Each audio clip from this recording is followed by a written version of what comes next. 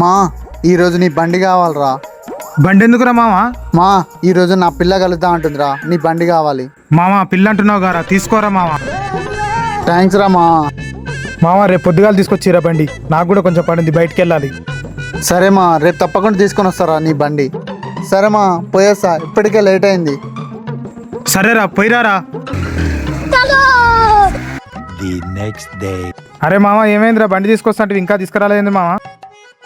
అరే మా, ఈరోజు కూడా మా పిల్ల కలుద్దాం అంటుందిరా.